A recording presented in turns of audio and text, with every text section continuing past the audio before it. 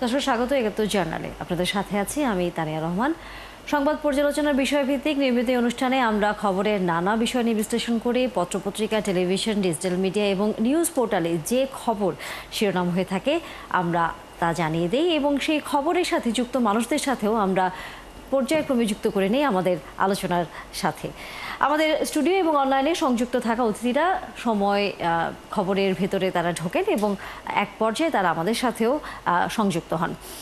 তেমনিভাবে আজ আমাদের সাথে সিনিয়র সাংবাদিক মারুফ মল্লিক আছেন আমাদের সাথে স্টুডিওতে, এবং স্বাগত আপনাকে ৭১ জার্নালে। ইন্টারভিউটি আসলেই মির্জা ফখরুল দিয়েছেন, তার আসলে খবর আমরা একটু বিস্তারিতভাবে জানতে চাই। আমাদের সাথে এরই মধ্যে যুক্ত হয়েছেন শামসুজ্জামান দুদু, ভাইস চেয়ারম্যান বিএনপির, এবং স্বাগত জানাই আপনাকে আমাদের সাথে যুক্ত হওয়ার জন্য ৭১ জার্নালে। এবং একই সাথে আমাদের সাথে অন্যান্য আরও যারা অতিথি আছেন, জয়নাল আবেদীন শিশির, যুগ্ম সদস্য সচিব এনসিপির, তিনিও যুক্ত হবেন কিছুক্ষণের মধ্যে আমরা আশা করি, এবং একই সাথে রাশেদ খান, সাধারণ সম্পাদক গণ অধিকার পরিষদ, তিনিও যুক্ত হবেন। আমরা নিশ্চয়ই আলোচনাটি তখন তাদের সাথে আরও দীর্ঘায়িত করতে পারবো। আর আমাদের সাথে স্টুডিওতে তা আছেনই মারুফ মল্লিক। আবারও আপনাদের সবাইকে স্বাগত জানাচ্ছি। আমরা প্রথমেই আসলে যেই বিষয়টি, যেহেতু আমাদের সাথে বিএনপির ভাইস চেয়ারম্যান শামসুজ্জামান দুদু আছেন, তার কাছ থেকে আসলে একটু জানতে চাই। সেটি হচ্ছে, বিএনপির মহাসচিব একটি ভারতীয় গণমাধ্যমে ইন্টারভিউ দিয়েছেন, সেরকম খবর গণমাধ্যমগুলো বলছে। এর মধ্যে বিএনপির যে প্রেস উইং আছে তারা আবার বলছে যে বিষয়টি সঠিকভাবে উপস্থাপন করা হয়নি, এখানে এক ধরনের তথ্যগত ভুল আছে। যেটি আসলে আপনার কাছে জানতে চাই, ইন্টারভিউ হয়েছে নাকি হয়নি? আর এরই মধ্যে হচ্ছে মির্জা ফখরুল ইসলাম আলমগীর বলে ফেলেছেন যে তিনি আসলে কোনো ধরনের ইন্টারভিউ দেননি। আসলে আমরা কোনটাকে বিশ্বাস করব? জি, আপনাকে ধন্যবাদ। যিনি বা যে যার কথাটা আমরা প্রচার মাধ্যমে মিডিয়াতে দেখছি, তিনি হচ্ছেন বাংলাদেশের সব থেকে বড় একটি রাজনৈতিক দলের মহাসচিব। সরি, তো তিনি নিজের থেকে বলছেন এই ধরনের ইন্টারভিউ তিনি দেননি এআই এর মাধ্যমে, যেটা অহরহই এখন ঘটছে, সোশ্যাল মিডিয়াতেও ঘটছে এবং বিভিন্ন জায়গায় আমরা দেখছি। তো আমার মনে হয় যাকে নিয়ে এই ঘটনা, তিনি যখন নিজে সরাসরি বলেন যে এই ইন্টারভিউ তিনি দেননি বা এই বক্তব্য তিনি দেননি, এরপরে তার কোনো কথা থাকে বলে আমার কাছে অন্তত মনে হয় না। কিন্তু সংবাদ মাধ্যমে যদি তারপরেও এই বিষয়টা নিয়ে আলোচনা হয় অথবা কথা হয়, তাহলে আমার কাছে মনে হবে, বা আমি এভাবে ধরে নিতে পারি, সংবাদ মাধ্যম খবরের খরাতে পড়েছে, দৈন্যতায় পড়েছে। অর্থাৎ এর বাইরেও যে খবরগুলো সেটি তারা নিতে পারছে না, অথবা বিশেষ উদ্দেশ্যে তারা একটা ফাঁদে পা দিয়েছে। যেহেতু মির্জা ফখরুল ইসলাম আলমগীর আমরা জানি সবাই অত্যন্ত ভদ্রলোক, অত্যন্ত রুচিবাদ এবং বাড়তি কথা কখনো তিনি বলেন না। তিনি যেহেতু মিডিয়াকে স্পষ্টত সবকিছু ভেঙে চুরে বলেছেন যে এর সঙ্গে তার কোনো সম্পর্ক নেই, আমার মনে হয় এই জায়গাটাই থামা উচিত। সরি। জি, আপনার কাছে মনে হচ্ছে যে এই জায়গায় আসলে এই বিষয়টা নিয়ে আলোচনা করবার সামনের কোনো অবকাশ নেই, যেহেতু আমাদের সাথে আরেকজন অতিথি আছেন। আপনিও কি মনে করেন? কারণ হচ্ছে সামনে যেহেতু নির্বাচন আছে, নির্বাচনের অনেকগুলো বিষয় আসলে সামনে এসেছে, সেখানে রাজনৈতিক দল থেকে শুরু করে জোট, আসন ভাগাভাগি, নানা রকম এই সরকারের অনেক বিষয়ই সামনে আসলে এসেছে। এত সহজ করে আসলে কি আমরা, যেহেতু বিএনপির মহাসচিব একটি বক্তব্য দিয়েছেন বা দেননি, হয়তো আরও পরিষ্কার করা যাবে সামনের দিনগুলোতে, আপনার কাছে কি মনে হয় যে এত সহজেই কি আসলে আমরা এই বিষয় থেকে দৃষ্টি সরিয়ে নিব? গণমাধ্যম কর্মী হিসেবে আপনার কাছে কি মনে হয়? জি, ধন্যবাদ আপনাকে এবং এই আজকের এই অনুষ্ঠানে আমাকে আমন্ত্রণ জানাবার জন্য, এবং যারা দেখছেন বিশ্বের বিভিন্ন প্রান্ত থেকে আমাদের অনুষ্ঠান, সবাইকে শুভেচ্ছা। তো এই বিষয়টাই যে সাক্ষাৎকার নিয়ে যেটা কথা হচ্ছে, এটা তো মনে হয় গতকাল থেকেই বেশ একটা আলোচনার গরম খোরাক জুগিয়েছে গণমাধ্যমে এবং সাধারণ মানুষের মধ্যেও। এই বিষয়টাকে আমরা তিনভাবে ব্যাখ্যা করতে পারি। প্রথমত, মির্জা ফখরুল ইসলাম আলমগীর উনি বর্তমান রাজনীতিতে অত্যন্ত ভদ্র, সজ্জন মিষ্টভাষী একজন রাজনীতিবিদ হিসেবে পরিচিত এবং আমার মনে হয় না, আমি শুনি নাই যে উনি কখনো খুব বেশি কটু কথা বা বিভ্রান্তিকর তথ্য দিয়েছেন। তো সেই জায়গায় উনি বলেছেন যে উনি এই সাক্ষাৎকারটি দেননি, এআই দিয়ে বানানো। তো আমরা ধরে নিচ্ছি ওনার কথা সত্য। তাহলে প্রশ্ন হচ্ছে যে এটা আসলো কোত্থেকে? এই যে এত বড় একটা সাক্ষাৎকার, বেশ দীর্ঘ একটি সাক্ষাৎকার, এবং আপনি পড়ছেন নিশ্চয়ই, খুব গুছিয়ে টুছিয়ে লেখা হয়েছে। এবং মির্জা ফখরুল ইসলাম আলমগীর অভিযোগ করেছেন যে এটা এআই দিয়ে বানানো। তো সাম্প্রতিক সময়ে ভারতীয় গণমাধ্যমে কিন্তু বাংলাদেশ নিয়ে নানা ধরনের প্রপাগান্ডা প্রচারণা হচ্ছে। সেটা আমরা দেখেছি যে নানা কিছু তারা বলছে যার সঙ্গে বাস্তবতার মিল নাই।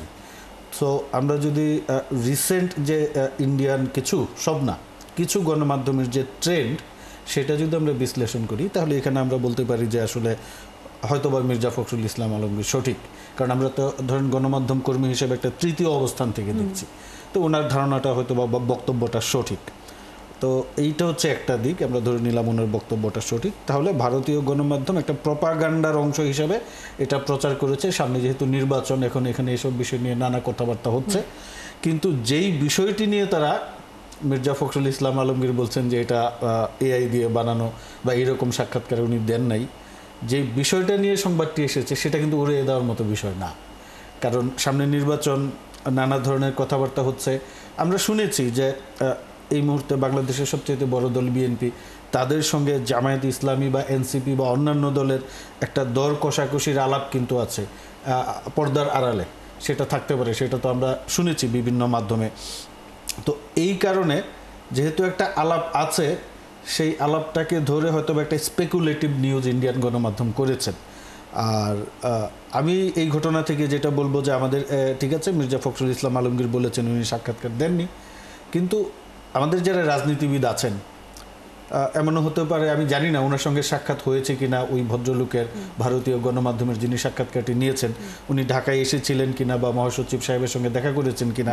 যদি দেখা করে থাকেন, হয়তো বা উনি সাক্ষাৎকারের জন্য যান নাই, কিন্তু আলাপচারিতা হয়ে থাকতে পারে, এক ধরনের সাধারণ আলাপচারিতা হয় না? ধরেন আপনি তো গণমাধ্যম কর্মী, আমিও দীর্ঘদিন কাজ করেছি, পলিটিক্যাল লিডারদের সঙ্গে তো আমাদের নানা বিষয়ে অফ দ্য রেকর্ড আলাপ আলোচনা হয়। তো এইরকম আমার মনে হয় যে এটা শুধু উনি না, আমি ইন জেনারেল বলবো, আমাদের রাজনীতিবিদ যারা আছেন তারা এই সব বিষয়ে গণমাধ্যম কর্মীদের সঙ্গে কথা বলার সময় আরও সতর্ক থাকবেন। কারণ হয়তোবা উনি সাক্ষাৎকারটা দেন নাই, উনি, এমনও হতে পারে, আমি নিশ্চিত না, এমনও হতে পারে ওনাদের দেখা হয়েছে, কথা হয়েছে, আলোচনা হয়েছে, একটা সাধারণ আলোচনা হয়েছে। তো সেই জায়গায় আমার মনে হচ্ছে যে এখন তো একটা প্রপাগান্ডা বা ধরেন ডিসইনফরমেশন বা মিসইনফরমেশন, রং ইনফরমেশন, যেটাই আমরা বলি না কেন, এটা কিন্তু একটা ফ্লাডিং হিউজ, মানে এটা কম বেশি হচ্ছে। তো সেই জায়গায় আমি মনে করি যে গণমাধ্যমকেও যেরকম দায়িত্বশীল আচরণ করতে হবে, পাশাপাশি রাজনীতিবিদদেরও সতর্ক থাকতে হবে। এখানে আপনি একটা বিষয় উল্লেখ করেছেন, সেটি হচ্ছে যে যেহেতু সামনে নির্বাচনকে ঘিরে আমরা এর আগেও দেখেছি জোটবদ্ধ নির্বাচন করার একটা বলা যায় আসলে প্রচলন আছে বাংলাদেশে। এবং বিএনপিকেও আমরা দেখেছি এর আগে জামাতের সাথে একসাথে তারা জোটবদ্ধভাবে নির্বাচন করেছেন। শামসুজ্জামান, যেহেতু আপনি আছেন, এই যে কথাটা আসলে বারবারই আমরা কম বেশি ঘুরে ফিরে নানাভাবে শুনি যে সামনের দিনগুলোতে আবারও হয়তো বিএনপির সাথে জামায়াতের জোট হওয়ার সম্ভাবনা হতেও পারে, যদি আপনাদের সাথে আলোচনা হয়, অথবা কি অবস্থায় আসলে আপনারা দুই দল আছেন। এরকম এক ধরনের কথাও বিভিন্ন রাজনৈতিক মহলে আলোচনা হয় যে বিএনপির সাথে জামায়াতকে হয়তো সামনের নির্বাচন যেটি আসতে যাচ্ছে সেখানে দেখা যেতে পারে। আলোচনা কি হয়েছে আপনাদের সাথে জামায়াতের কোনো শীর্ষ পর্যায়ের? আমাদের সঙ্গে কম বেশি বিভিন্ন রাজনৈতিক দল যারা কত সময়ে এই যে স্বৈরতন্ত্রের পতন ঘটানোর জন্য দীর্ঘ সময় আন্দোলন সংগ্রাম করেছে, প্রায় 16-17 বছর ধরে, তার ভিতরে জামাতও একটি রাজনৈতিক দল। একসময় তো তাদের সঙ্গে আমাদের শেখ হাসিনার বিরুদ্ধে 4 দলীয় জোট ছিল, তারপরে সেটা বাড়তে বাড়তে 30 দলীয় জোট ছিল। এগুলো সবই সত্য, এবং একটা দীর্ঘকাল একসঙ্গে কাজ করার অভিজ্ঞতা আমাদের আছে। সরকার গঠনও তারা প্রতিনিধিত্ব করেছে জামাত, 4 দলের। এইসব ঘটনার ভিতর দিয়ে একসময় আবার জোটের যে রাজনীতি, সেটারও ভেঙে দেওয়া হয়েছে। অর্থাৎ বিএনপি এককভাবে, জামাতও এককভাবে, বা অন্য রাজনৈতিক দলও এককভাবে কাজ করছে বা করছে। কিন্তু বাংলাদেশের রাজনীতিতে মেরুকরণ হয় নির্বাচনকে ঘিরে, আন্দোলনকে ঘিরে। যেমন একটু আগে আমরা মির্জা ফখরুল ইসলামের সাক্ষাৎকার প্রসঙ্গে বললাম, তিনি অস্বীকার করার পরেও সংবাদ মাধ্যম কিন্তু তাকে ছাড়ছে না। ব্যাপারটা এরকম যে বললেই হলো, অর্থাৎ আমি একটু আগে একটা শব্দ ব্যবহার করেছি যে সংবাদ মাধ্যমে বোধহয় সংবাদের খরা চলছে। সেই জন্যে আমি বা অন্য কেউ যদি সরাসরি প্রচার মাধ্যমে এসে অস্বীকার করে, তারপরেও সেটা থেকে সে বাদ পড়ে না। রাজনীতির বিষয়টা সংবাদ মাধ্যমে এমনও যে নির্বাচন যত ঘনিয়ে আসবে তেমনি মেরুকরণ হয়তো থাকে। তবে বাস্তবতায় বিএনপি এখন জামাতের সঙ্গে জোটবদ্ধ হবে কেন, এই প্রশ্ন যদি সামনে আনা যায়, তাহলে আওয়ামী লীগ যদি থাকতো বা পাল্টা শক্তি থাকতো বা আগামী দিনের নির্বাচনে একটা চ্যালেঞ্জ থাকতো, সেই চ্যালেঞ্জটা তো আপাতত মুহূর্তে আছে এটা মনে হচ্ছে না। বরঞ্চ জামাতও একটা আভাস ইঙ্গিতে এবং কোনো কোনো প্রচার মাধ্যম জামাতই এগিয়ে আছে এই ধরনের একটা প্রচারণা তারা করেছে। তাহলে জামাত কেন বিএনপির সঙ্গে বা বিএনপি জামাতের সঙ্গে কেন ফ্রন্ট? এটাও আবার আলোচনায় আছে। যদি ইলেকশন হয় জামাত হয়তো চাইতে পারে সে প্রধান বিরোধী দল হবে। এটা নানান আলোচনা, মেরুকরণের একটা ব্যাপার থাকে। তবে আমার কাছে যেটা মনে হয় যে জামাত বা অন্য যেসব রাজনৈতিক দল আছে, আপনারা নিজেরাও খেয়াল করেছেন যে ইসলামপন্থী দলগুলো একসঙ্গে কাজ করার একটা উদ্যোগ বা জোট বা ইলেকশন, তারা মাঝে মধ্যে এ ব্যাপারে কাজ করছে, কিন্তু সেটা কোনো দানা বেঁধে উঠছে এটা আমার কাছে মনে হয়। আবার বিএনপির সঙ্গে তারা সম্পর্ক রেখে চলতে পারে। জামাত যখন একা ইলেকশন করে, আমরা অতীতে দেখেছি খুব ভালো রেজাল্ট তারা পায় নাই, খুবই হতাশাজনক বলবো যে 3-4টের মধ্যে তারা থাকে। আর জোটবদ্ধ অর্থাৎ বিএনপির সঙ্গে জোটবদ্ধ হলে তারা দেখা যায় যে 18-19টাও পাইছে। সেই জন্য জামাত তো তাদের সদস্য সংখ্যা পার্লামেন্টে বাড়াতে চাইবে। সেটি এখন যেহেতু বিএনপির জন্য এককভাবে থাকতে পারে, আওয়ামী লীগের অনুপস্থিতিতে জামাতও এককভাবে থাকতে পারে বা জোটগতভাবে থাকতে পারে। সেই জন্য আমার কাছে যেটা মনে হয় যে বিএনপির সঙ্গে জামাতের সম্পর্ক আগের যে সম্পর্ক, আন্দোলনের মধ্যযুগের যে সম্পর্ক, সেগুলো আছে। তবে নির্বাচনী জোটের বিএনপি এখনো পর্যন্ত ওটি ভাবছে এটা বলা যাবে না। নিশ্চয়ই এই আলোচনা চলবে। আপনি আছেন আমাদের সাথে, এর মধ্যে যেহেতু আরেকজন অতিথিও যুক্ত হয়েছেন জয়নাল আবেদিন শিশির, যিনি যুগ্ম সদস্য সচিব এনসিপির, আপনিও আছেন। তবে বিরতি নিয়ে আসলে ফিরে আসতে হচ্ছে এই আলোচনায়। দর্শক, নানা খবর আমরা দেখছিলাম, বিভিন্ন সংবাদ ভিত্তিক টেলিভিশন তারা শিরোনাম করেছে। ঘুরে ফিরে আসলে আলোচনা সেই এনসিপি এবং একই সাথে মির্জা ফখরুলের বক্তব্য। আমরা আসলে এরই মধ্যে আমাদের সাথে আরেকজন অতিথি যুক্ত হয়েছেন, রাশেদ খান, সাধারণ সম্পাদক, গণ অধিকার পরিষদের। আপনাকে স্বাগত জানাচ্ছি আমাদের সাথে যুক্ত হওয়ার জন্য, সময় দেওয়ার জন্য। এনসিপির যুগ্ম সদস্য সচিব জয়নাল আবেদিন শিশির, যেহেতু আপনি আছেন, আপনার কাছে একটু আসতেই চাই প্রথমে। সেটি হচ্ছে যে নিউ ইয়র্কে যে ঘটনাটি ঘটে গেল, এনসিপি নেতাদের উপর যে হেনস্থার যে ঘটনাটি, সেখানে বলা হচ্ছে যে নিউ ইয়র্কের যে কনসুলেট আছে তারা আসলে নিরাপত্তার বিষয়টি পর্যাপ্ত করেনি। এখন সেই জায়গা থেকে আপনারা সেখানে দাবি করছেন যে সেই কনসুলেটকে যেন হচ্ছে সরিয়ে নেওয়া হয় এবং পররাষ্ট্র মন্ত্রণালয় থেকে একটি পদক্ষেপ নেওয়া হয়। একটু বিস্তারিত বলবেন যে আপনারা কী ধরনের এই ক্ষেত্রে দাবি জানাচ্ছেন, এবং একই সাথে যেহেতু এখানে আওয়ামী লীগের সেখানকার নেতাকর্মীরা, স্থানীয় আওয়ামী লীগের নেতাকর্মীরা এই ধরনের ঘটনা ঘটিয়েছে, সেই বিষয়টি আসলে আপনাদের কাছে কি বার্তা দিচ্ছে? ধন্যবাদ আপনাকে, আপনার মাধ্যমে একাত্তর জানানো সকল দর্শককে। আমরা আসলে নিউ ইয়র্কের যে পরিকল্পিত যে হেনস্থার ঘটনা এবং যে এটি ষড়যন্ত্র, আমরা এটিকে কোনোভাবে বিচ্ছিন্ন কোনো ঘটনা হিসেবে আমরা মনে করি না। আমরা মনে করি এটি পরিকল্পিত দীর্ঘদিনের সংঘবদ্ধ প্রচেষ্টা এবং এটি অব্যাহত রয়েছে। আপনারা জেনে থাকবেন এর আগেও উপদেষ্টা আসিম নজরুলকে, তারপর উপদেষ্টা মাহফুজ আলমকে এভাবে হেনস্থা করা হয়েছে। তো আমরা সর্বশেষ দেখলাম নিউ ইয়র্কে এই যে ঘটনাটি। আপনি এখানে দেখেন, এখানে কনসুলেটের মধ্যে থেকে বলা হয়েছিল এই ওনাদের পর্যাপ্ত নিরাপত্তা নিশ্চিত করা হয়েছে, দলীয় কোনো নেতাকর্মী বা বাংলাদেশ পন্থী কোনো নেতাকর্মী আশেপাশে থাকার কোনো প্রয়োজন নেই, পর্যাপ্ত নিরাপত্তা রয়েছে। যার কারণে সেখানে সঙ্গত কারণেই হচ্ছে এনসিপি নেতাকর্মীরা, এনসিপি যারা ডায়াসপোরা কমিউনিটি আছেন, তারা সেখানে না থেকে এই কনসুলেটের এই আশ্বাসে বিভ্রান্ত হয়ে তারা প্রায় আধা কিলোমিটার বা 1.5 কিলোমিটার দূরে অবস্থান করেছে। তো আমাদের কথা হচ্ছে, আমরা তাদের উপরে যে আস্থাটা রেখেছি সেটা তারা বিশ্বাস ভঙ্গ করেছে এবং তারা আমাদেরকে বিভ্রান্ত করেছে এবং প্রতারিত করেছে।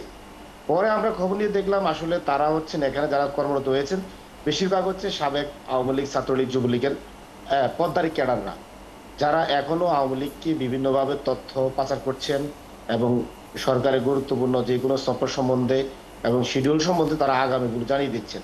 যার কারণে আওয়ামী লীগ সেগুলো মানে খুব আগে পেয়ে যাচ্ছেন। আপনারা দেখেন, অথচ বিএনপি এবং এনসিপি নেতাকর্মীরাই ভিতরে ঢুকতে পারেননি, আমরা যতটুকু জেনেছি।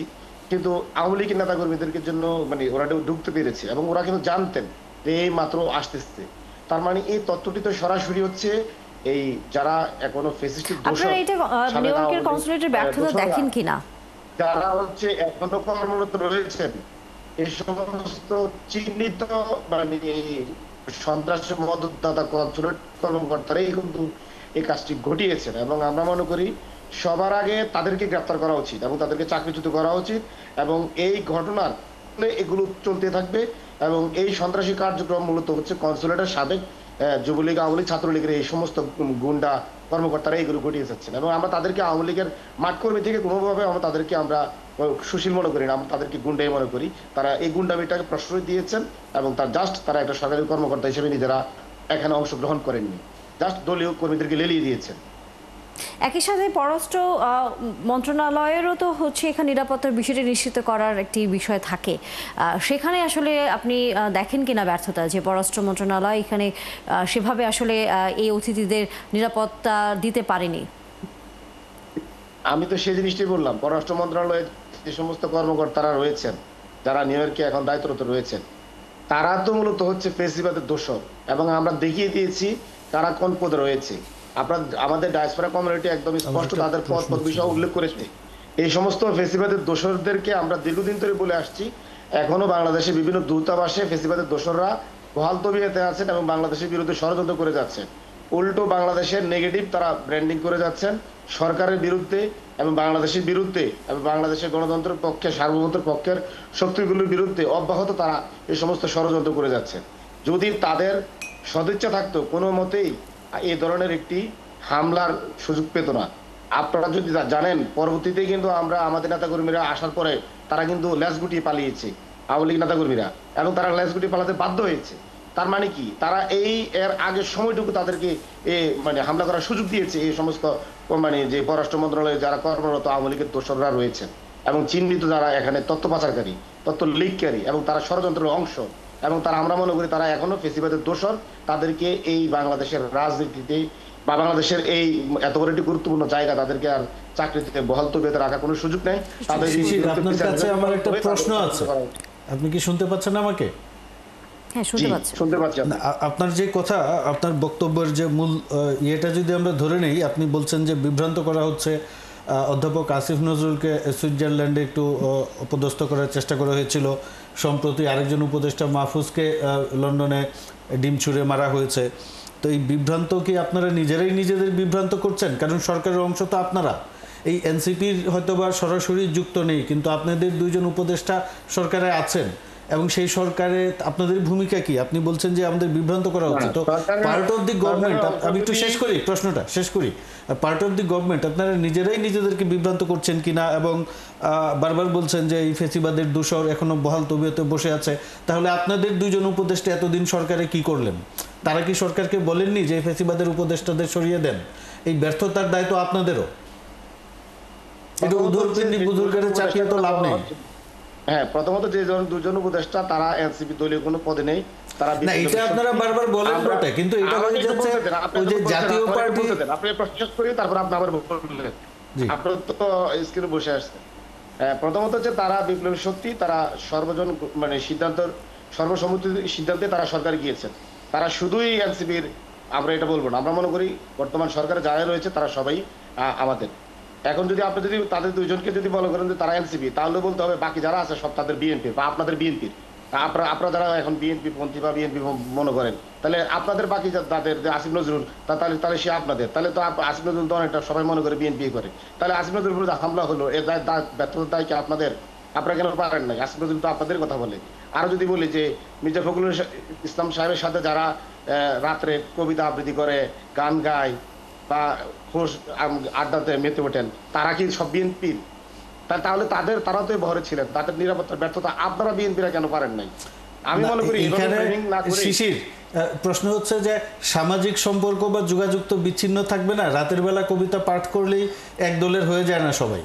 কিন্তু আপনাদের অবস্থাটা হয়েছে জাতীয় পার্টির মতো। আমরা একটা অদ্ভুত জাতীয় পার্টি দেখেছি, তারা বিরোধী দলে ছিল, আবার তারা শেখ হাসিনার এই ফেসিবাদের মন্ত্রিসভাতেও ছিল। এখন একই সঙ্গে আপনারা সরকারের বিরোধিতাও করেন, আবার সরকারের অংশও আছেন। এখন মাহফুজ এবং আপনাদের আসিফ দুইজন যে উপদেষ্টা আছেন, আপনারা যারা বিএনপির আছেন, আপনারা একই সময় অ্যাটর্নি জেনারেলও থাকেন, আবার ধানের শীষের প্রতীকে নির্বাচনী ক্যাম্পেইনও করেন। আপনারা একই সময় প্রধান বিচারপতি থাকেন, আবার বিএনপিও করেন। তাহলে আপনাদের অবস্থাটা কি? কার সাথে তুলনা করবেন? জাতীয় পার্টির মতন দলের সাথে আপনাদের অবশ্য আমি তুলনা করি, আমাদের ছোট করতে চাই না। আপনারা নিজেরাই মনে দাবি করেন আপনারা অনেক বড় সংগঠন। আপনাদের অবস্থাটা কি? তাহলে আপনারাই ব্যাখ্যা করবেন। আমরা মনে করি এসব ট্রেনিং না করে যারা এই সমস্ত সন্ত্রাসীদেরকে প্রশ্রয় দেয় সেই ব্যাপারে ঐক্যবদ্ধ হন। একটা জাতীয় হবেন না। এনসিপি দুজন উপদেষ্টাকে জোর করে, যাদের পদ পদবি কিছুই নাই, তারা ছাত্র প্রতিনিধি, তাদেরকে এনসিপি বানাতেই হবে, এই জন্য করবেন। বাকি সকল উপদেষ্টা, তাহলে তো আপনাদেরকে দায় নিতে হবে বাকি সকল উপদেষ্টার এই সমস্ত কর্মকাণ্ডে। কারণ বাকি সকল উপদেষ্টা তাহলে আপনাদের, এবং আপনাদের কথা শুনে, এবং আপনার ইনডোর আউটডোর সব জায়গায় আপনাদের সাথে সৎ কথা। তাহলে আমরা কি মনে করবো? পুরো ব্যর্থতা দায়ভার কি শুধু আপনাদের? আপনার এই প্রশ্নটা নিশ্চয়ই আমাদের সাথে, যেহেতু ভাইস চেয়ারম্যান বিএনপির শামসুজ্জামান দুদু আছেন, তিনি দেবেন। তবে আমাদের সাথে যেহেতু আরেকজন অতিথি আছেন রাশেদ খান, আমরা তার কাছ থেকে একটু কথা আসলে শুনতে চাই। সেটি হচ্ছে যে নিউ ইয়র্কে যে ঘটনা ঘটে গেছে সেই ঘটনা নিয়ে, এবং একই সাথে হচ্ছে বিএনপির মহাসচিবের বক্তব্য, সেটি কতটুকু সত্য না, সেই জায়গাতে অবশ্যই আলোচনা করবার জায়গা আছে। কিন্তু যেটি আসলে জানতে চাই আপনার কাছে, বলা হচ্ছে যে গণ অধিকার পরিষদ তারা এনসিপির সাথে জোট করে সামনের দিনে নির্বাচন অংশ নিতে যাচ্ছে। আসলে কি আপনারা জোট করছেন?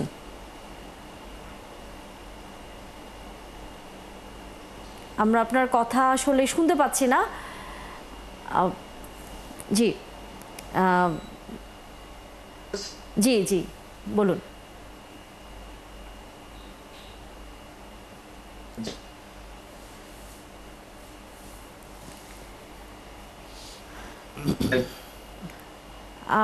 রাশেদ খান, আমরা নিশ্চয়ই কিছুক্ষণের মধ্যে আবারও সংযোগ স্থাপন করতে পারবো আপনার সাথে। কিছুটা আসলে পুরোপুরি আপনার কথা আসলে আমরা বুঝতে পারছি না। শামসুজ্জামান দুদু, আপনি আছেন আমাদের সাথে? জি, জনাব আবেদিন শিশির যে এই বক্তব্যগুলো বারবার তুলে ধরছিলেন, আপনার যদি এই বিষয়ে কোনো রকম প্রতিক্রিয়া থেকে থাকে। আমার কাছে মনে হয়েছে নিউ ইয়র্কে যে ঘটনাটা ঘটেছে তার পুরো দায়টাই সরকারের। সরকার প্রধান হিসাবে ডক্টর ইউনূস সাহেব সেখানে নিজে ছিলেন, আর তিনি আমন্ত্রিত হিসাবে বিএনপি, এনসিপি এবং জামাতের প্রতিনিধিরা ছিলেন। তো ডক্টর ইউনূস সাহেব নিজে নিরাপদ এক্সিটে চলে গেছেন। জামাতও তারা তাদের মতো করেছিল। বিএনপি এবং এনসিপির যে অবস্থাটা মুখোমুখি হয়েছে, সরকার এই ক্ষেত্রে দায়টা অস্বীকার করতে পারে বলে আমার কাছে মনে হয়। তো সরকার যখন সম্মানিত নেতৃবৃন্দকে সঙ্গে করে নিয়ে যায়, তখন পুরোটাই সরকারের সতর্ক, সজাগ এবং দায়িত্বশীল ভূমিকা পালন করতে পারত। নিউ ইয়র্কের এই ঘটনার মধ্য দিয়ে আমার কাছে মনে হয়েছে যে স্বৈরতন্ত্রের পতন হলো, তারা গণহত্যা, লুটপাট এটা করার পরেও তাদের যে অনুশোচনাটা দরকার ছিল, এই ঘটনার মধ্য দিয়ে প্রমাণ হয়েছে 1 বছর অধিককাল যাওয়ার পরেও তারা তাদের অবস্থানেই আছে, অর্থাৎ তারা এখনো মনে করে তারা যা করেছে তা সঠিক, এবং তার প্রতিপক্ষ হিসাবে সরকার এবং বিএনপি বা জামাত অথবা এনসিপি এদেরকে সুষ্ঠু স্বাভাবিক রাজনৈতিক কর্মকাণ্ড তারা করতে দিবে না। তো সরকারের সেই ক্ষেত্রে আমি বলবো কিছুটা নেগলিজেন্সি ছিল, অনীহা ছিল, দুর্বলতা ছিল। এই জন্য এই পরিস্থিতিটা মুখোমুখি আমরা হতে দেখেছি নিউ ইয়র্ক। তবে এর থেকে শিক্ষা নেওয়ারও অনেক কারণ আছে। জি দুদু ভাই, আপনার কাছে আমার একটা প্রশ্ন ছিল। জি, আপনি আগের পর্বে বলেছেন যে জামায়াতের সঙ্গে জোটের বিষয়টা আপনি বিস্তারিত ব্যাখ্যা করেছেন। তো বর্তমান রাজনৈতিক প্রেক্ষাপটে হয়তো বা জোটবদ্ধ রাজনীতি হবে না, সেটা আমরাও বুঝতে পারছি, কিন্তু যেই জিনিসটা নিয়ে আলাপ হচ্ছে যে ধরেন আপনি যেটা বললেন যে জামায়াত ইসলামী বা এনসিপির এই মুহূর্তে এককভাবে নির্বাচনে গেলে কয়টি আসনে জয়ী হতে আসতে পারে, সেটা নিয়ে একটু সন্দেহ থেকেই যাবে, আলাপ আলোচনার সুযোগ আছে। তো আপনাদের মধ্যে কি এইরকম যেই সাক্ষাৎকারটি নিয়ে খুব আলোচনা হচ্ছে যে 30টি আসন জামাত চেয়েছিল, মানে ঠিক জোট না কিন্তু তাদেরকে কিছু আসন ছেড়ে দেয়া আর কি, 91-এ যেমনটা হয়েছিল, একটু সমঝোতা বা নিজেদের মধ্যে বোঝাবুঝি, এরকম কি কোনো সম্ভাবনা আছে? না, আমরা তো এই সাক্ষাৎকারটা যিনি দিয়েছেন বলে দাবি করা হচ্ছে তিনি কিন্তু অস্বীকার করেছেন। আমি শুরুতেই সেই সাক্ষাৎকারটি নিয়েই খবরের দৈন্যতা করার কথা উল্লেখ করেছি। আবারও আপনি যখন উত্থাপন করছেন, তো আমি মনে করি যে এই ঘটনাটা যার বয়ানে সামনে এসছে সে যখন অস্বীকার করছে, না আমি সেটা তো বলছি যে অস্বীকার করেছেন, এটা নিয়ে আলোচনার সুযোগ নেই, কিন্তু আমি বলছি যে এরকম কি কোনো সম্ভাবনা আছে সামনে যে জামাত বা এনসিপিকে কিছু আসনে ছাড় দিয়ে দেয়া আনঅফিসিয়ালি বিএনপির পক্ষ থেকে, ঠিক জোট না, এটা আনঅফিসিয়ালি না। আমরা যদি মনে করি যে যারা গণঅভ্যুত্থানে দায়িত্বশীল ভূমিকা এবং নির্যাতিত হয়েছে, ক্ষতিগ্রস্ত হয়েছে, তাদের পার্লামেন্টে থাকা উচিত। রাজনীতিতে কিন্তু জোট হলেই একে অপরের ছাড় দেয় এমন না, বাইরে থেকেও অনেকেই মনে যদি করে যে এনসিপি এবং জামাত বা অন্য কোনো রাজনৈতিক দলের প্রধান অথবা তাদের কিছু মানুষের পার্লামেন্টে থাকা উচিত, এটা যদি বিএনপি মনে করে, তাহলে এটা তো প্রকাশ্যেই তারা ঘোষণা করেই তাদের সিটগুলোতে আমরা বিবেচনায় নিয়ে যাব, বা অন্য পার্টিগুলোও তারা তাদের মতো করে নির্বাচনে এগোতে পারে। কে কাকে সহযোগিতা করবে, হেল্প করবে, এটা কিন্তু মেরুকরণের মধ্য দিয়ে আগামী দিনে স্পষ্ট হবে। এখন তো সেই মেরুকরণটা শুরু হয়েছে, এটা আমি দাবি করতে চাই না। তবে স্বৈরাচারের পতন যেমন এই সমস্ত রাজনৈতিক দলগুলো রাস্তায় থেকে করেছে, আগামী দিনে আমি মনে করি আমার দলের পক্ষ থেকেও বলা হয়েছে যে যারা আন্দোলনে ছিলেন, মানে স্বৈরতন্ত্রের বিপক্ষে, হাসিনার বিপক্ষে, তারা যদি নির্বাচনে কোনো কারণে এককভাবে করে এবং তারপরেও যদি তারা ভালো না করে, তার মানে এই নয় যে পার্লামেন্টেও বাইরেও তাদের সঙ্গে আমাদের সম্পর্ক থাকবে না, সরকারে থাকতে পারে, অন্যভাবে থাকতে পারে, এটা হচ্ছে সর্বশেষ। পার্লামেন্টে থাকবে না এটা আমরা মনে করি না। সেই জন্য আমাদের বড় দল বলে না, এটা আমাদের নীতিগত অবস্থান থেকে এই জিনিসগুলো আমরা চিন্তা করছি। আরেকটি বিষয় একটু আলোচনা করতে চাই, জনাব আবেদিন শিশির যেহেতু আছেন, সেটি হচ্ছে যে সামনে নির্বাচনকে ঘিরে আপনারা আপনাদের যে প্রতীক চেয়েছিলেন শাপলা, সেটি নির্বাচন কমিশন আজকে পরিষ্কার জানিয়ে দিয়েছে যে সেটি পাওয়ার সম্ভাবনা আপনাদের আসলে একেবারেই নেই। কিন্তু এরই মধ্যে আপনাদের অন্য নেতারা আবার এটি বলছেন যে যেভাবেই হোক না কেন শাপলার প্রতীক দিতেই হবে, তা না হলে সামনে নির্বাচন আসলে কিভাবে হয় সেটা তারা দেখে নেবেন। এই ধরনের একটি হুমকি স্বরূপ বক্তব্য এসছে আপনাদের দলের একজন সংগঠনের পক্ষ থেকে। নির্বাচন একটি প্রতীক না আপনারা না পেলে নির্বাচন কিভাবে হয় দেখে নেবেন, এ ধরনের হুমকি দেওয়াটা আসলে কতটা শোভন হলো? আচ্ছা, প্রথমত আমরা শুরু থেকে বলে আসছি বর্তমানে নির্বাচন কমিশনের যে কাঠামো বা নির্বাচন কমিশন নিয়োগ নীতিমালা, এটি সরাসরি ফেসিস্ট কাঠামোর উপরে বিরাজ করে এবং নির্বাচন কমিশনের অধীনে যে নিবন্ধন প্রথা, এটি হচ্ছে 111-এর কালো আইন। এই 111-এর কালো আইন এবং ফেসিস্ট কাঠামোর উপর ভিত্তি করে বর্তমান যে নির্বাচন কমিশন আচরণ করছে, সেটি হচ্ছে বিএনপির দপ্তর সম্পাদকের ভূমিকার মতো। আমরা স্পষ্ট দেখিয়ে দিয়েছি, দেশের বিশেষজ্ঞ আইনজীবী প্যানেল স্পষ্ট মতামত দিয়েছে যে জাতীয় নাগরিক পার্টি শাপলা প্রতীক পেতে কোনো আইনগত বাধা নেই, এবং যদি নির্বাচন কমিশন মনে করে যে শাপলা প্রতীক সে দিবে না, তাহলে আমরা বলেছি সে লাল শাপলা বা সাদা শাপলাও দিতে পারে। এতটুকু অপশন আমরা তাকে দিয়েছি, যেটা একদম আইনের মধ্য থেকে আমাদের ন্যায্য অধিকার যেটা। আপনারা নির্বাচন কমিশনকে অপশন দিচ্ছেন, ওরা আপনাদের দিচ্ছে না। আমি একটু কথা বলি, আমার শেষ করতে দেন। এবং একই সাথে এই প্রশ্নটাও করে নিতে চাই, আপনি এটাকে বললেন যে ইসির আচরণ হচ্ছে বিএনপি দপ্তর সম্পাদকের মতো, দপ্তরের মতো। কিভাবে সেটা একটু যদি ব্যাখ্যা করেন, কেমন করে ইলেকশন কমিশন বিএনপির হয়ে কাজ করছে? ইসি যে আপনার আচরণটা করলেন, আমাদের বেলায় সে বললেন যে এখানে তার আইনের মানে সমস্যা আছে। আমরা তো তাকে আগে বলছি, আপনি যে 111-এর কালো আইন, নির্বাচন কমিশন নিবন্ধন প্রথা, আপনি এটা থেকে বের হয়ে আসেন। নির্বাচন কমিশন নিয়োগ যে কালো আইন শেখ হাসিনা করে গিয়েছেন, আপনি নিজে তো একটা অবৈধ, কারণ আপনার তো এই নিয়োগটা ঠিক হয় নাই, আপনাকে তো এদেশের মানুষ ম্যান্ডেট দেয় নাই, আপনি হয়েছেন একটা দলের মনোনীত ব্যক্তি হিসাবে।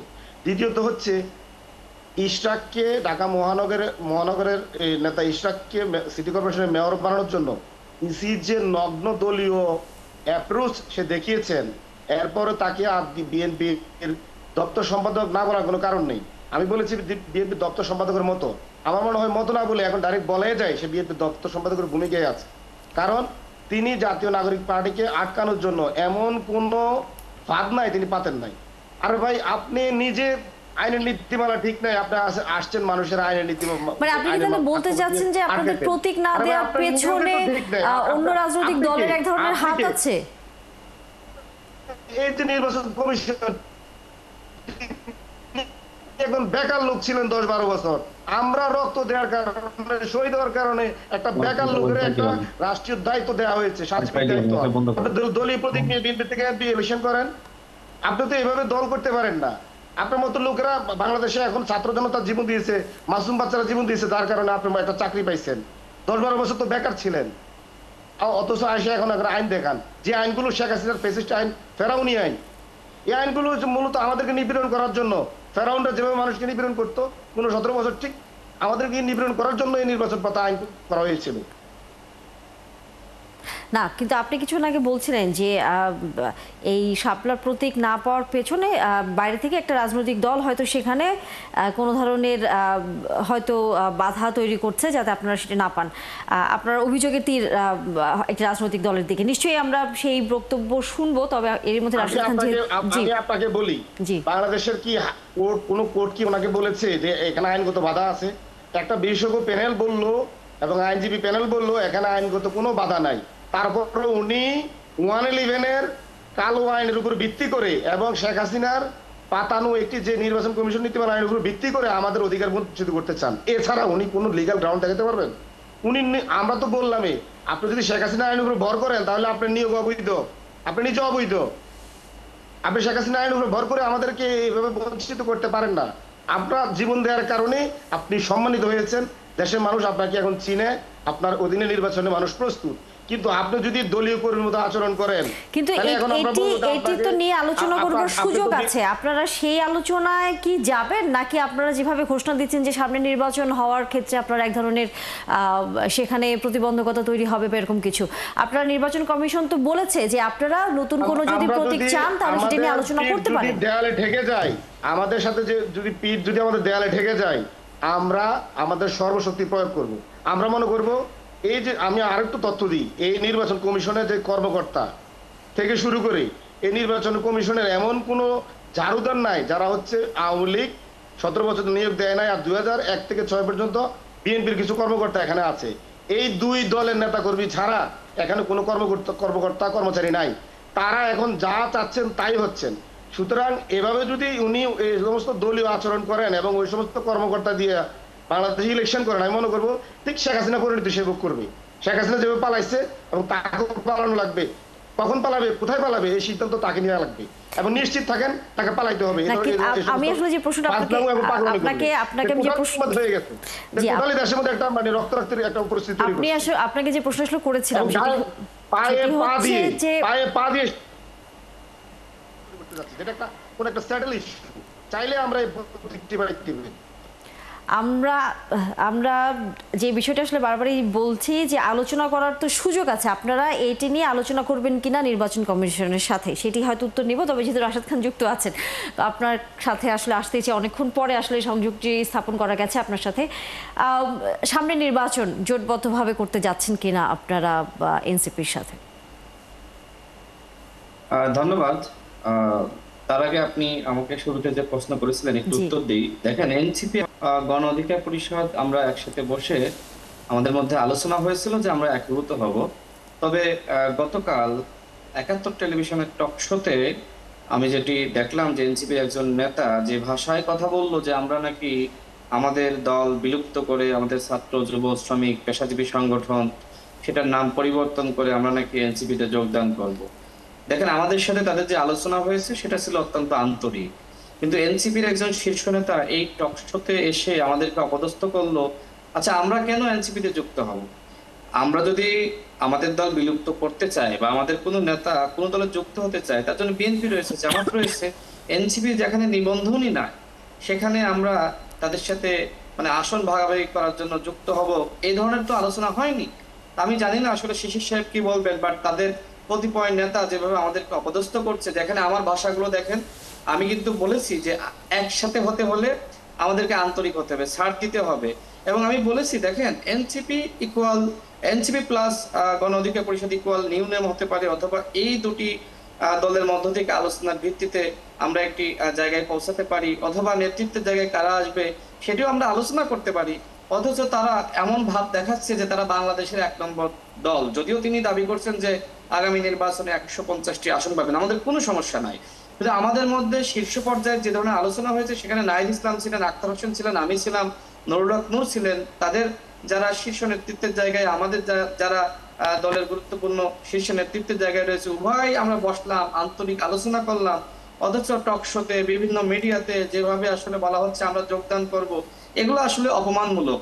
দেখেন, শহীদ প্রেসিডেন্ট জিয়াউর রহমান তিনি কিন্তু জাগো দল বিলুপ্ত করেছেন, এরপরে জাতীয়তাবাদী ফ্রন্ট গঠন করেছেন, সেটিও বিলুপ্ত করে পরবর্তীতে বিএনপি গঠন করেছেন। অর্থাৎ এই যে উদারতা, আপনি যে আপনি বড় হলে আপনার দায়িত্ব অনেক, আপনাকে উদার হতে হবে, কিন্তু আপনি বলছেন আপনাদের নেতৃত্ব মেনে আপনাদের দলের ছায়াতলে আমাদের যেতে হবে, এটা আসলে মিথ্যাচার এবং এই ধরনের কোনো আলোচনা হয়নি। দেখেন, সেখানে আমি নিজেই কিন্তু নিজের জায়গা থেকে বলেছি যে আপনারা কেউ যদি মনে করেন যে আমরা এনসিপিতে যুক্ত হব তাহলে ভুল। আমরা একসাথে কাজ করতে চাই, যেহেতু একসময় আপনারা আমাদের সাথে। তাহলে কি সামনে আপনারা জোটবদ্ধভাবে নির্বাচন করার যে কথাটা বারবার আসছে বিভিন্ন গণমাধ্যমে এবং অনেক সাক্ষাৎকারেও অনেকে এইভাবে বলেছেন, তাহলে কি সেটি এখন আর হচ্ছে না, নাকি সেটি নিয়ে এখনো আলোচনা করবেন আপনারা? দেখেন, তাদের সাথে জোটবদ্ধভাবে নির্বাচন করার বা তাদের সাথে জোট গঠন করার কোনো আলোচনা হয়নি, যেহেতু এনসিপির অধিকাংশ নেতৃবৃন্দ একসময় ছাত্র অধিকার পরিষদের রাজনীতি করেছে, এখানে শিশির আছে, সেও কিন্তু আমাদের সাথে আমাদের দলের রাজনীতি করেছে। তো এনসিপির অনেক নেতৃবৃন্দ আন্তরিক, তারা চায় যে আমরা একসাথে কাজ করি। ঠিক একইভাবে গণ অধিকার পরিষদের অনেক নেতৃবৃন্দ আন্তরিক। এই যে নেতৃবৃন্দের আন্তরিকতা, এই জায়গা থেকে মূলত আমরা কিভাবে এটা সমন্বয় ঘটাতে পারি, এই জন্য আমরা বসেছিলাম।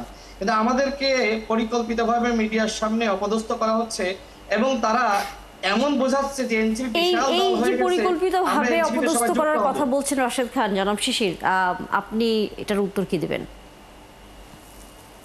প্রথমত হচ্ছে, রাশেদ ভাই একটি দলের খুব সিনিয়র নেতা, ওনার সাথে আমাদের দলের শীর্ষ নেতৃত্বের যে আলোচনা হয়েছে সেটাকে আমি আনুষ্ঠানিক আলোচনা হিসাবে আমি গণ্য করি এবং সেটাকে আমি মান্য করি। কারণ আমার দলের উনি আহ্বায়ক এবং সদস্য সচিব যে বক্তব্য দিয়েছেন রাশেদ খান এবং জনাব নুরুল হকের সাথে, সেটি হচ্ছে অফিসিয়াল বক্তব্য। কে কোথায় সোশ্যাল মিডিয়ায় কোন বক্তব্য দিল, কোন মানে অন্যান্য কোন প্ল্যাটফর্মে কোন বক্তব্য দিল, সেটি আসলে আমার জন্য, আমার দলের কোনো নেতাকর্মীর জন্য কোনো নির্দেশনা বহন করে না। হতে পারে তাদের ব্যক্তিগত মতামত বা তাদের অভিপ্রায়। একটা দলে তো বিভিন্ন মতের লোক থাকে এবং এখানে বিভিন্ন মানুষের বিভিন্ন মতের মানুষের তো এখানে সম্মিলন ঘটে। তবে আমরা চাচ্ছি, জাতীয় নাগরিক পার্টি চাচ্ছে যে তারুণ্যের যে শক্তি, বিশেষ করে 18 এবং যে 24-এর যে যে আপনার তারুণ্যের যে উত্থান, সেটাকে কাজে লাগিয়ে আমরা যেভাবে এক হতে পারি, যার মধ্য দিয়ে বাংলাদেশের গণতন্ত্র সার্বভৌমত্বের জন্য একটি নতুন সুবাতাস বইবে, এবং আমরা সে প্রত্যাশা রাখি। ইনশাল্লাহ আমরা আশা করি আমরা তারুণ্য এক হব, এবং সেই প্রত্যাশা আমাদের এখনো আছে। আমরা এখন পর্যন্ত অটুট কনফিডেন্স নিয়ে আছি যে ইনশাল্লাহ আমরা বাংলাদেশের মানুষকে একটি ভালো বাংলাদেশ উপহার দিতে পারবো, যেটা তারুণ্য নির্ভর বাংলাদেশ হবে, এবং বাংলাদেশের মানুষ তাদের যে প্রত্যাশা, সে প্রত্যাশা আমাদের মাধ্যমে ইনশাল্লাহ পূরণ করতে পারবে। কিন্তু আমি একটু অ্যাড করতে চাই, যদি আমাকে সুযোগ দেন। জি, দেখেন, হ্যাঁ, শিশির যেটি বললেন আন্তরিকতার সহিত কথা বললেন, কিন্তু আমার প্রশ্ন হলো যে আপনাদের দলের নেতারা লাগামহীন বক্তব্য দেবে আর আপনি বলবেন ব্যক্তিগত বক্তব্য, এটি তো হতে পারে না। তাকে আপনি কারণ দর্শানোর নোটিশ দেন যে দুটি দলের শীর্ষ পর্যায়ের নেতৃবৃন্দের ভিতরে বৈঠক হচ্ছে, সেই জায়গায় আপনি কেন এই ঐক্য প্রক্রিয়াকে আপনি ভেঙে ফেলার জন্য বা ভেস্তে দেওয়ার জন্য আপনি এই ধরনের বক্তব্য দিচ্ছেন? তো এইগুলো তো তাকে আপনি কারণ দর্শানোর নোটিশ দিতে পারবেন, আপনি দেননি। এবং তিনি তো রীতিমতো আমাদেরকে অপদস্থ করছেন, এবং পত্রিকায় লিড নিউজ হচ্ছে, বাংলাদেশ প্রতিদিন আমি দেখলাম সেখানে যেভাবে উল্লেখ করা হয়েছে, বিবিসি নিউজে যেভাবে আমার বক্তব্য আপনি দেখেছেন যে আমি কত আন্তরিকতার সহিত বক্তব্য দিয়েছি, আর আপনাদের নেতারা কিভাবে কত অপদস্থ করে আমাদেরকে বক্তব্য দিয়েছে। ভাই, আপনি যদি আমার সাথে এক হতে চান, আপনাকে তো আন্তরিকতা দেখাতে হবে, আপনাকে তো ত্যাগ স্বীকার করতে হবে। আপনি যদি বলেন যে এনসিপি ছায়াতলে যেতে হবে, এনসিপির নেতৃত্ব মেনে আসতে হবে, ভাই আমরা তো মানে আকাশ থেকে পড়ি নাই, আপনি তো আমাদেরকে চিনেন, আপনি আমাদের সাথে ছিলেন। সুতরাং এই যে আপনি আমার সাথে ছিলেন, আপনার সাথে আমরা একটা সম্পর্ক আছে, রাজপথের সম্পর্ক, একসাথে লড়াই করেছি, এবং মানুষের একটি চাওয়া পাওয়ার জায়গা আছে, জনগণের একটি চাপ আছে যে এই দুটি তারুণ্য যারা বিভিন্ন দলে বিভক্ত বা আলাদা দল করছে, এরা যাতে একসাথে কাজ করে। আপনি দেখেন, যখন আমরা এবং আপনারা এক হওয়ার আলোচনা এসেছে, মানুষ এইটাকে কতটা পজিটিভ ভাবে গ্রহণ করেছে। কিন্তু এই পজিটিভ চিন্তাটা যারা নেগেটিভ চিন্তায় ডাইভার্ট করছে, তারা কি আদৌ ঐক্য চায়? তো যারা ঐক্য চায় না, তাদেরকে কেন পানিশমেন্টের ব্যবস্থা করছেন না? তারা তো প্রায় আপনাদের দলের সুনাম নষ্ট করছে। যে ধরনের লাগামহীন বক্তব্য হাসান মাহমুদ দিত, আপনাদের কতিপয় নেতৃত্ব সেই ধরনের বক্তব্য দিয়ে আপনাদের দলকে ক্ষতি করছে। আপনাদের দলের কিন্তু একটা বিশাল সম্ভাবনা আছে। আওয়ামী লীগ শুধুমাত্র হাসিনার কারণে ধ্বংস হয়নি, আওয়ামী লীগ ধ্বংস হয়েছে হাসিনার কতিপয় মন্ত্রী যেভাবে লাগামহীন বক্তব্য দিয়েছে, এই কারণে মানুষ কিন্তু মনক্ষুণ্ণ হয়েছে। আজকে আপনার দলের কয়েকজন নেতা, যেখানে আমরা পজিটিভ একটি জায়গায় আসলাম, আপনার বক্তব্য আমি শুনেছি বিভিন্ন মিডিয়াতে, আপনি অত্যন্ত পজিটিভ কথা বলেছেন, আমাদের নেতৃবৃন্দ পজিটিভ কথা বলছে, সেই জায়গায় আপনাদের একদম শীর্ষ পর্যায়ে, এমনকি আপনাদের যারা স্থায়ী কমিটির মেম্বার, তারা নেগেটিভ বক্তব্য দিচ্ছে। তারা বলছে যে আমরা আমাদের নেতৃত্বে বিশাল একটা শক্তি গঠন করতে চাই। ভাই, আমরা তো অনেক স্যাক্রিফাইস করে আপনাদের সাথে আসতে চাচ্ছি, আমরা ছাড় দিতে চাচ্ছি। সেই যে ছাড় দিয়ে আপনারা এনসিপির সাথে আসতে চাচ্ছেন বলছেন রাশেদ খান, এনসিপি কি সেই ছাড় আসলে দিচ্ছে কিনা, আপনারা যেহেতু আলোচনার পর্যায়ে আছেন?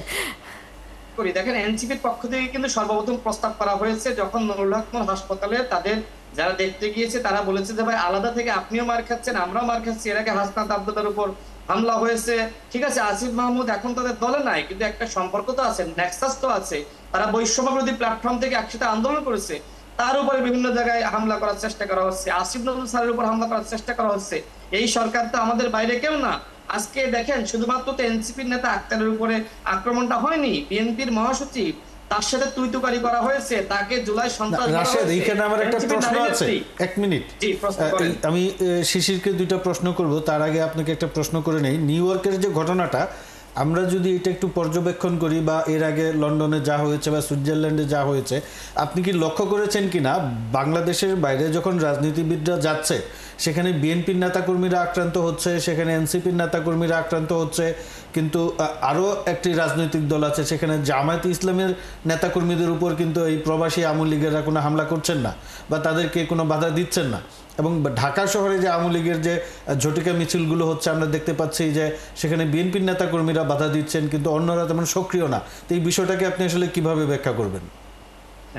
দেখেন, আমার মনে হয় যে আপনি একজন বিশ্লেষক এবং আপনি খুব ভালো লেখেন, আপনার লেখা আমি নিয়মিত পড়ি, সেই জায়গা থেকে আপনি আমার থেকে ভালো বিশ্লেষণ করতে পারবেন। তারপরে আমি বলি, দেখেন, জামাত ইসলাম তারা তাদের ইতিহাসের সব থেকে একটি জনপ্রিয় মুহূর্ত তারা উপভোগ করতেছে, তারা আগামীতে ক্ষমতায় যেতে চায়। এখন ক্ষমতার হিসাব নিকাশ হলো, মানে আপনি বুঝেন তো, ভোটের রাজনীতি করতে গেলে আসলে যেভাবে আপনার, আমি এখানে বলাটাও ঠিক হবে না, ভোটের রাজনীতির কারণে হয়তো জামাত ইসলাম সেইভাবে আওয়ামী লীগের বিষয়ে মন্তব্য করছে না। তারা এখন যতটা মন্তব্য করছে আমি দেখলাম যে বিএনপিকে নিয়ে, মানে বিএনপি মনে হচ্ছে এই দেশের গণতন্ত্রের প্রধান শত্রু, এবং আমার কাছে মনে হচ্ছে জামাত ইসলামের নেতাদের বক্তব্য শুনলে মনে হয় যে তারা অভ্যুত্থানটা মনে হয় বিএনপির এগেইনস্টে হয়েছে, মানে আওয়ামী লীগের। আমাদের আসলে এই আলোচনাগুলো শেষ করতে হবে। তবে রাশেদ খান, আপনি যে প্রসঙ্গটি তুলেছেন, যেহেতু আমাদের সাথে শামসুজ্জামান দুদু তিনি আছেন, তার কাছ থেকে ছোট করে কথাটা শুনে আসলে আমরা এই আলোচনা শেষ করতে চাই। যে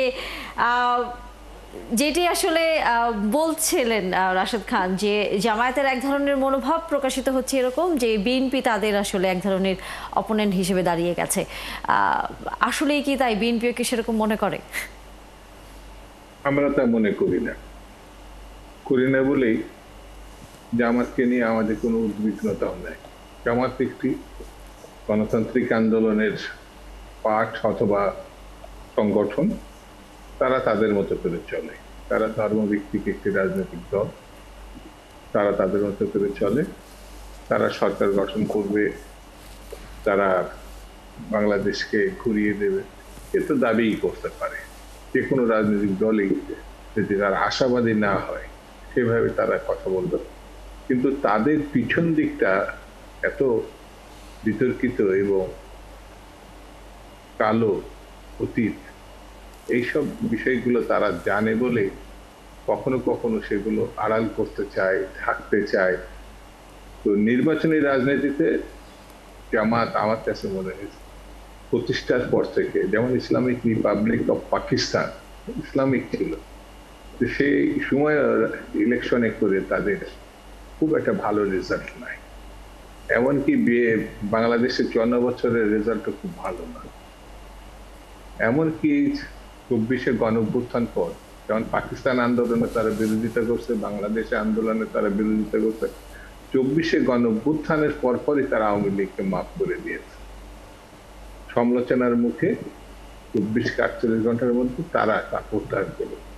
সেই জন্য জামাত বাংলাদেশের রাজনীতিতে গণতান্ত্রিক আন্দোলনে ভূমিকা আছে, কিন্তু নির্বাচনী রাজনীতিতে খুব ভালো কিছু অতীত আছে আমার কাছে মনে হয়নি। সেই জন্য খুব বেশি উদ্বিগ্ন হওয়ার কিছু নাই, এটা আমার কাছে ব্যক্তিগতভাবে মনে হয়। যে কারণে বিএনপি মনে করে যে তারা পাশাপাশি চলতে পারে, যেমন এনসিপি নতুন একটি দল হিসেবে বা অন্য যেসব রাজনৈতিক দল হিসেবে তারা তাদের মতো করে চলবে, এটা তো স্বাভাবিক। একই রকম ভাবে সব দলই আসলে পাশাপাশি চলতে পারে। এবং আপনি যেমনটা বলছিলেন, সামনে নির্বাচন আসছে, আলোচনা আসলে আরো হয়তো সামনের দিনে দীর্ঘায়িত হবে, আরো নানা বিষয় হয়তো সামনে নিয়ে আমরা আলোচনা করব। আজকে আসলে আলোচনা এখানেই শেষ করতে হচ্ছে। অসংখ্য ধন্যবাদ শামসুজ্জামান দুদু যুক্ত হয়েছেন, জয়নাল আবেদীন শিশির আপনাকে, এবং রাশেদ খান আপনার সাথে যদিও একটু কম সময় আমরা পেয়েছি, তবে সামনে নিশ্চয়ই আবারও আলোচনা করবার সুযোগ হবে। ধন্যবাদ আপনাদের সবাইকে। দর্শক, অতিথিদের বিদায় দিতে হলো, তবে আমাদের সাথে স্টুডিওতে আছেন মারুফ মল্লিক, তিনি সিনিয়র সাংবাদিক আছেন, এবং এই আলোচনা, রাজনৈতিক আলোচনাটা এখানে শেষ করতে হচ্ছে। তবে ৭১ জার্নালে আরও অন্যান্য বিষয় নিয়ে আমরা আলোচনা করব একটি বিরতির পর। সেই বিরতির পর নিশ্চয়ই দর্শক আপনারাও যুক্ত থাকবেন। ধন্যবাদ দর্শক, সাথে থাকার জন্য আবারও আমন্ত্রণ ৭১ জার্নালে। আমরা প্রথম দিকে আলোচনা করছিলাম রাজনীতি নিয়ে, কিন্তু একই সাথে যেহেতু সমসাময়িক বিষয়গুলো নিয়ে আমরা আলোচনা করে থাকি, এরই মধ্যে গণমাধ্যমগুলোর নানা খবরের ভিড়ে নিশ্চয়ই সবারই নজর আছে যে এরই মধ্যে আমরা দেখেছি অগ্নি দুর্ঘটনায় মারা গেছেন ফায়ার সার্ভিসের একজন কর্মী থেকে শুরু করে, এবং আরেকটি দুর্ঘটনায় আহত হয়েছেন অনেকে। সেটি পেট্রোল পাম্পে আজকেই বিকালের পরে মহাখালীতে এক পেট্রোল পাম্পে সেটি বিস্ফোরণে 7 জন দগ্ধ হয়েছেন। সে খবর আসলে আছে গণমাধ্যমগুলোতে। যেটি আসলে আলোচনা আমরা করতে চাই সেটি হচ্ছে যে টঙ্গীতে যেই রাসায়নিক পদার্থের কারখানায় আগুন লেগেছিল, সেখানে ফায়ার সার্ভিসের একজন কর্মী দগ্ধ হয়ে তিনি আজকে মারা গেছেন, এবং আরও যারা আহত হয়ে আছেন তাদের অবস্থা খুব একটা শারীরিকভাবে ভালো নয়। বিষয়টি নিয়ে আলোচনা করতে চাই যে বারবার নানা রকম নির্দেশনা আদালতের আসার পরেও এই রাসায়নিক পদার্থের যেই কারখানাগুলো আছে সেগুলো কোনোভাবেই বন্ধ করা যাচ্ছে না, ব্যবসায়ীদের থামানো যাচ্ছে না, এবং সেটি লোকালয়ে আসলে থাকছে। আমাদের আসলে কি করবার আছে। যুক্ত আছেন আমাদের সাথে অতিথি হিসেবে অবসরপ্রাপ্ত মেজর শাকিল নওয়াজ, সাবেক পরিচালক, তিনি ফায়ার সার্ভিসে। অসংখ্য ধন্যবাদ জনাব শাকিল নওয়াজ, যুক্ত হয়েছেন আমাদের সাথে। আপনার সাথে হয়তো এই বিষয়ে আরও আমরা অনেক আলোচনা করেছি, আপনি নানা ধরনের পরামর্শও দিয়েছিলেন, কিন্তু দিন শেষে ঘুরে ফিরে আলোচনা আমাদেরকে আরও করতেই হচ্ছে, কারণ দুর্ঘটনা থামছে না। আমরা যদি রাসায়নিক পদার্থের যে কারখানা গতকাল টঙ্গীর খবর যদি একটু বলি, তাতে যেহেতু একজন ফায়ার সার্ভিসের কর্মী মারা গেছেন এবং আরও 3 জন আহত হয়ে আছেন, যাদের অবস্থা একেবারেই সংকটাপন্ন বলা যায়। চিকিৎসকরা আসলে বলে দিয়েছেন তারা সুস্থ হয়ে ফিরবেন কিনা সেই সম্ভাবনা আসলে একেবারেই কম। তারপরেও আমরা আশা করি যে হয়তো কোনো মিরাকেল ঘটে যাক, কিন্তু যেই মিরাকেলের অপেক্ষায় আসলে আমরা সাধারণ মানুষরা থাকি, যে এই ধরনের কারখানাগুলো থাকবে না লোকালয়ে, এই ধরনের কারখানায় দগ্ধ হবে না কোনো মানুষ, সেখানে আসলে আমাদের কি করবার আছে? ধন্যবাদ আমাকে আমন্ত্রণ জানানোর জন্য। তো এখানে শুরুতে আমি একটু বলতে চাচ্ছি যে আমাদের যে ফায়ার ফাইটার শামীম আজকে মারা গেল, তার আত্মার এই কামনা করছি, আল্লাহ তাআলা যেন তাকে বেহেশত নসিব করে, এবং তার যে পরিবার, এই 3টা বাচ্চা রেখে উনি চলে গেলেন, এবং এই পরিবারের অবস্থা কিন্তু খুব একটা ভালো না। তো এই বাচ্চাদের যেন আল্লাহ তাআলা দেয়, এবং আমরা সবাই যেন এই বাচ্চাদেরকে একটা মানুষের মতো মানুষ তৈরি করতে পারি, এটা কিন্তু পরবর্তী প্রচেষ্টা থাকবে। আমি ফায়ার সার্ভিসের ডিজি মহোদয়কে বলবো যে উনি যেন এই ব্যাপারে সর্বাত্মক ই করেন। তাই এখন দেখা যায় যে ফায়ার সার্ভিসের লোকগুলো মারা যায় কেন। আমি যেহেতু ফায়ারের ডাইরেক্টর হিসেবে ছিলাম, and I use to fight from the front. তো আমার কাছে যেটা মনে হয়, বাংলাদেশের একমাত্র যে organisation, it is the fire service civil defence, যারা মৃত্যুর সাথে সবসময় ফাইট করে তারা অগ্নিকে প্রতিহত করে। কিন্তু এই যে ভেজাল, এই যে মৃত্যুর পরিবেশ যে তৈরি করছে ওয়াল আর এটা দায়িত্ব কিন্তু বর্তায় যারা ব্যবসায়ী তারা ইনভলভ রয়েছে, এবং সরকারের যে প্রতিষ্ঠানগুলো এবং সরকারের যে সচিবালয়ের যে কর্মকর্তারা যারা আছেন, তাদের এই উপরে সম্পন্ন কিন্তু দায়িত্ব বটে। আপনি কাম টু দ্য পয়েন্ট, একটা অর্গানাইজেশন কেমনে চলতে পারে 2003-এর আইন দিয়ে, যে আইনটা ভঙ্গ, সেখানে কিন্তু আপনি ফায়ার ফাইটারকে নিয়োগ দিচ্ছেন শুধুমাত্র অগ্নি নির্বাপন করার জন্য এবং তাকে পানির থেকে উদ্ধার করার জন্য, এবং আপনার রেগুলারিটির কিছু কাজ করার জন্য, আর কোনো কিছু নেই। With the passage of time, এই যে যত দেশ উন্নত হচ্ছে, কেমিক্যাল কিন্তু তত বিভিন্ন ধরনের কেমিক্যাল কিন্তু আসতেছে। কেমিক্যাল ছাড়া কিন্তু দেশের উন্নতি কোনোভাবে সম্ভব না। এই 2003-এর ভঙ্গুর আইন নিয়ে, যেখানে এই সমস্ত মডার্ন জিনিসপত্র যে সময় এক সময় ছিল 2003-এ আগুন ছিল করে, সে আগুনটা এখন কেমিক্যালে চলে আসছে। এই আইনটার কোনো পরিবর্তন কিন্তু হয়নি। এই আইন পরিবর্তন না হলে পরে বারে বারে আমরা কিন্তু চিল্লে আসতেছি। একটা ছেলেকে আপনি শুধু ফায়ার ফাইটিংয়ে নিয়ম দিচ্ছেন, আর তাকে আপনি পশু উদ্ধার করার জন্য, পাখি উদ্ধার করার জন্য, রোড অ্যাক্সিডেন্ট করার জন্য, তাকে কেমিক্যাল ফায়ার করার জন্য, তাকে দুনিয়ার সব কাজ কারবার তাকে করছে, যার ফলে সে কিন্তু তার প্রফেশনালিজম কিন্তু অন গ্রাউন্ডে সে কিন্তু করতে পারছে না। এখন কাম টু দ্য পয়েন্ট, টঙ্গীর এই জায়গাতে কি ছিল? আমি টম্বাকো ফয়েল যেটা ফায়ার ফাইটিং করেছি, সেখানে ইনস্ট্যান্টলি 36 লোক মারা গিয়েছে। সেখানে এই কেমিক্যাল স্টোরেজে ছিল সোডিয়াম বাইকার্বনেট, মেটা, plastic, bleaching powder, hydrous, stone এবং soda. These are very dangerous chemical. এই কেমিক্যালগুলো আপনি বলেন যে রেসিডেন্সিয়াল এরিয়া কি বা এই নর্মাল এরিয়াকে থাকার কথা? তাহলে কি যে সরকারের যে বিভিন্ন অর্গানাইজেশন, যে ডিস্ট্রিক্ট কমিশনার আছে, সিটি কর্পোরেশন এরিয়া আছে, এখানে কলকারখানা অধিদপ্তর আছে, তারা কি চোখের ভিতরে বিস্ফোরক অধিদপ্তর আছে, তারা কি চোখে দিনের সানগ্লাস পরে আছে নাকি? আর একটা করে দুর্ঘটনা ঘটবে, ফায়ার ফাইটার মারা যাবে, অনেক লোক মারা যাবে, এটা কোনোভাবে কাম্য করা যায় না। আপনি ইউল বি সারপ্রাইজ, এই যে কেমিক্যালগুলোর নাম করলাম, এই কেমিক্যালগুলো কিন্তু কেউ না, বিস্ফোরক অধিদপ্তর আমার সাথে কথা বলেছে, তো ভাই এগুলো তো লাইসেন্স আমরা দিই না, এগুলো নীতি নির্ধারণ কিন্তু এখনো সলিউশন হয় নাই। কে লাইসেন্স দিবে, কিভাবে করবে, এই লাইসেন্স কে দিবে, এই জটিলতায় পড়ে দেখা যায় মাঝখান থেকে কিছু সুবিধাভোগী যারা ব্যবসায়ী রয়েছেন তারা এই ধরনের কারখানাগুলো তৈরি করছেন এবং সবার চোখের সামনে, আপনিও বলছিলেন যে সবার চোখের সামনেই আসলে এই ধরনের কারখানাগুলো হচ্ছে, মানুষ সেখানে হচ্ছে যাচ্ছে এবং দগ্ধও হচ্ছে। দায় এড়ানোর আসলে বক্তব্য আমরা প্রতিবারই শুনি যখন এরকম দুর্ঘটনা ঘটে, কেউই জানে না কেমন করে আসলে এই কেমিক্যালের যেই কারখানাগুলো সেগুলো সেখানে থাকলো।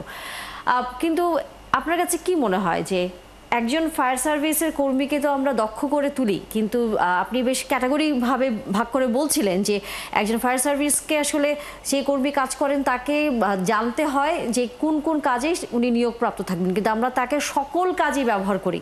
আপনি উদাহরণ দিয়ে বলছিলেন যে একটি পশু পাখিও উদ্ধার করার জন্য আমরা ফায়ার সার্ভিসের একজন কর্মীকে ডাকি। এই জায়গাগুলো আসলে ভাগ করার সময় এসেছে কিনা আপনার কাছে কি মনে হয়, এবং তাদেরকে আরো উন্নত ট্রেনিং ইকুইপমেন্টের সাথে পরিচয় করানো, সেগুলোর জায়গায় আসলে যাওয়ার দরকার কিনা? ডেফিনেটলি আপনাকে সময়ের সাথে নিজেকে আপনি ডেভেলপ করতে হবে, এটাই কিন্তু। এবং ফায়ার ফাইটিং হলো আপনার সায়েন্টিফিক এবং টেকনোলজিক্যাল ডেভেলপমেন্টের উপরে চলে।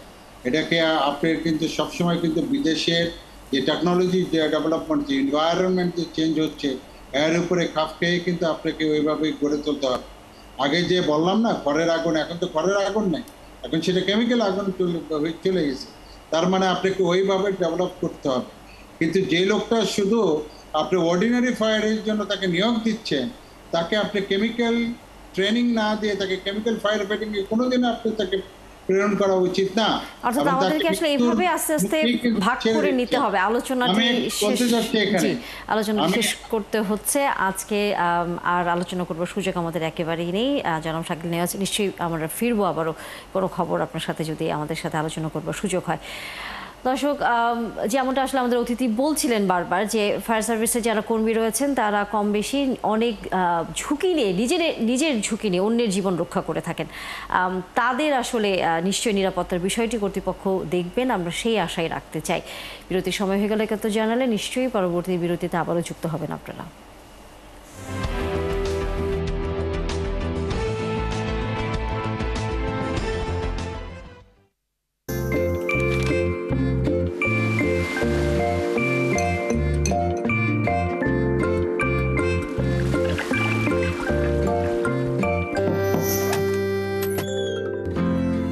জীবন অবাক না করলে কে করবে? 28% মিল্ক ফ্যাটের অবাক করার সাথে ফ্রেশ মিল্ক পাউডার। জীবন অবাক করুক প্রতিদিন।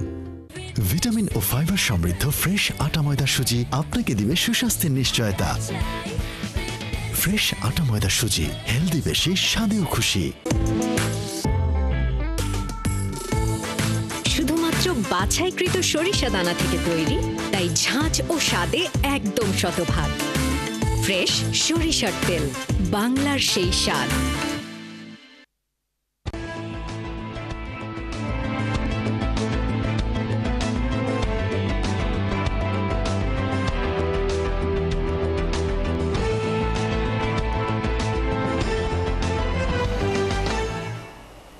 ধন্যবাদ দর্শক, সাথে থাকার জন্য। আবার আমন্ত্রণ একাত্তর জার্নালে। আলোচনা আমরা শেষ করতে চাই অনুষ্ঠানের শেষের দিকে, তবে দেশের বাইরের একটি খবর নিয়ে আলোচনা করতে চাই। সেটি হচ্ছে এরই মধ্যে ফিলিস্তিনিকে রাষ্ট্র হিসেবে স্বীকৃতি দেওয়ার প্রক্রিয়ার মধ্যে আমরা দেখেছি ফ্রান্স থেকে শুরু করে বেশ কয়েকটি বড় বড় দেশ তারা অবশেষে ফিলিস্তিনকে স্বাধীন রাষ্ট্র হিসেবে স্বীকৃতি প্রদান করেছে। কিন্তু এর মাঝেই ট্রাম্প বলেছে যে এই যুদ্ধ যেন শেষ হয়, কিন্তু ইসরায়েল আবার যুদ্ধ চালিয়ে যাচ্ছে।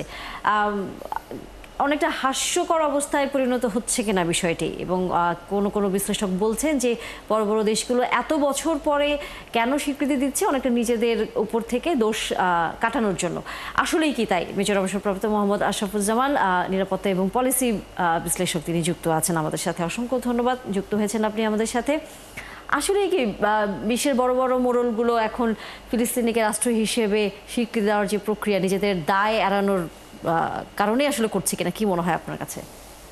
আসসালামু আলাইকুম, অনেক ধন্যবাদ। আপনি যে প্রশ্ন করেছেন সেই প্রশ্নের উত্তরে আমার জবাব হচ্ছে যে ওই সমস্ত দেশগুলোতে জনমত তাদের বিপক্ষে চলে গেছে, জনরোষ থেকে বাঁচার জন্যে এটা করেছে।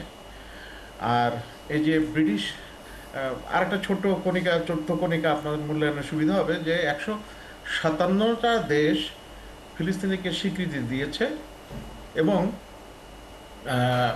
এটা 193টা রাষ্ট্রের মধ্যে। আর যেটা খুব গুরুত্বপূর্ণ সেটা হচ্ছে জাতিসংঘের স্থায়ী সদস্য যারা আছে 5টা, আমেরিকা, ব্রিটেন, ফ্রান্স, চায়না এবং রাশিয়া।